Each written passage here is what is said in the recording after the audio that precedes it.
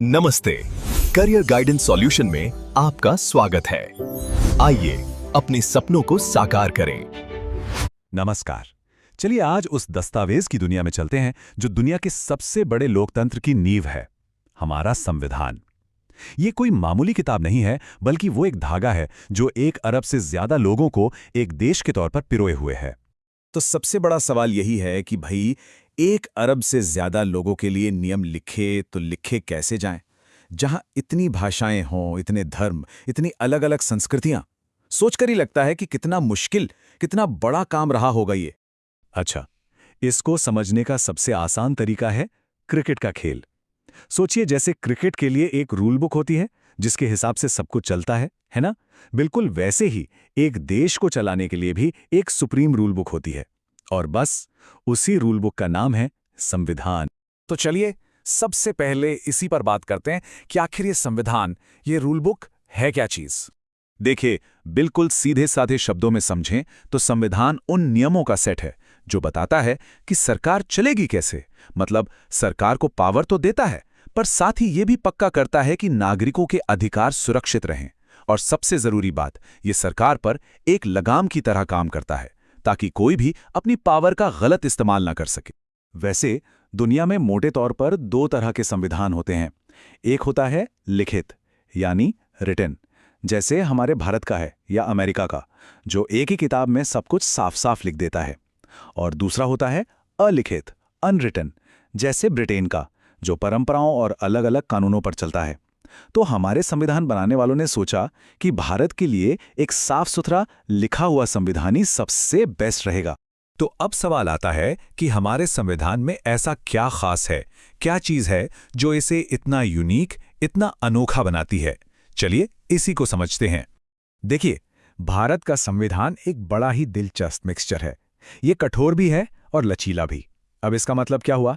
इसका मतलब ये है कि संविधान की कुछ बेसिक बातें, मतलब जो इसकी नींव है, उन्हें बदलना लगभग नामुमकिन है। लेकिन वहीं दूसरी तरफ कई ऐसे नियम हैं जिनमें वक्त और जरूरत के हिसाब से आसानी से बदलाव किया जा सकता है। और पता है, इसीलिए इसे एक लिविंग डॉक्यूमेंट, यानी एक जीता जागता दस्तावेज कहते हैं। सोचिए, 1950 में जब ये लागू हुआ तो इसमें 22 भाग और 395 आर्टिकल्स थे, और आज 70 साल बाद इसमें 25 भाग और 448 से भी ज्यादा आर्टिकल्स हैं। ये साफ दिखाता है कि हमारा संविधान वक्त के साथ कैसे बदला है, कैसे बढ़ा। और इसके लगातार बदलने का सबसे बड़ा सबूत वो है ये नंबर 106। जी हां, 2023 तक हमारे संविधान में पूरे 106 बार संशोधन यानी कि अमेंडमेंट्स किए जा चुके हैं।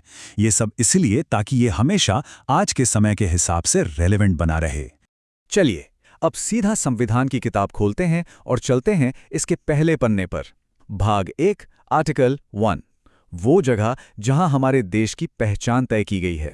ये आर्टिकल 1 3 बड़ी जरूरी बातें बताता है। पहली, कि हमारे देश के 2 ऑफिशियल नाम हैं, इंडिया और भारत। दूसरी बात, और ये बहुत ही ज्यादा महत्वपूर्ण है, कि भारत राज्यों का एक संघ है, यानी यूनियन ऑफ स्टेट्स है। इसका सीधा सा मतलब यह है कि एक ऐसा परिवार है जिसे कोई भी सदस्य, मतलब कोई भी राज्य छोड़ के जा नहीं सकता। कोई भी राज्य देश से अलग होने की बात नहीं कर सकता। और तीसरी बात, ये भारत के पूरे इलाके को भी डिफाइन करता। अब आते हैं उन आर्टिकल्स पर जो हमारी संसद को एक बहुत ही बड़ी जबरदस्त पावर देते हैं, और वो पावर है देश का नक्शा बदलने की। आर्टिकल 2 को आप भारत का बाहरी दरवाजा समझ सकते हैं। ये पार्लियामेंट को पावर देता है कि वो किसी भी बाहरी इलाके को भारत में शामिल कर ले। इसका सबसे बढ़िया एग्जाम्पल है सिक्किम। 1975 में इसी आर्टिकल के तहत सिक्किम भारत का 22वां राज्य बना था।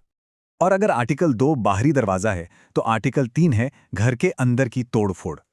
मतलब ये पार्लियामेंट को देश के अंदर ही नक्शा बदलने की 5 जबरदस्त शक्तियां देता है। जैसे कोई नया राज्य बना देना, किसी राज्य का एरिया बढ़ा देना या घटा देना, बाउंड्री बदल देना, और यहां तक कि किसी राज्य का नाम तक बदल देना। तो अब इन दोनों में फर्क एकदम साफ है ना? आर्टिकल 2 बात करता है बाहर से किसी को अंदर लाने की, यानी किसी नए इलाके को भारत में शामिल करने की। और आर्टिकल 3 बात करता है घर के अंदर ही फेरबदल करने की, यानी जो राज्य पहले से हैं उन्हीं का नक्शा बदलने की। और अब आती है सबसे दिलचस्प बात, आर्टिकल 4।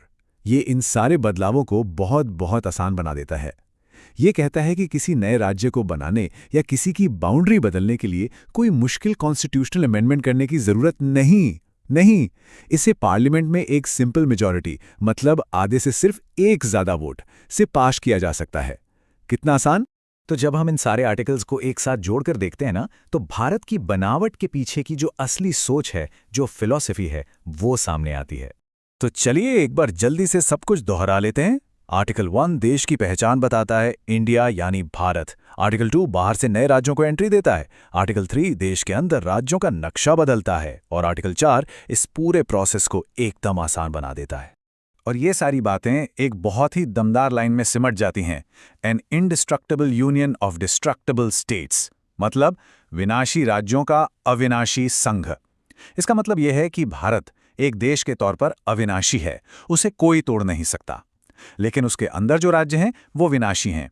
पार्लियामेंट उन्हें बदल सकती है, उनका नक्शा नया बना सकती है, यहां तक कि उन्हें खत्म भी कर सकती है। मतलब यूनियन हमेशा रहेगा, पर स्टेट्स हमेशा रहें ये जरूरी नहीं।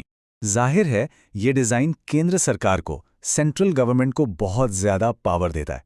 तो सोचने वाली बात यह है कि इस अप्रोच की ताकत क्या है और इसकी कमजोरियां क्या हो सकती हैं। क्या देश की एकता बनाए रखने के लिए जरूरी है, या फिर ये राज्यों के अधिकारों के लिए एक खतरा बन सकता है? इस संतुलन के बारे में सोचना वाकई बड़ा दिलचस्प है।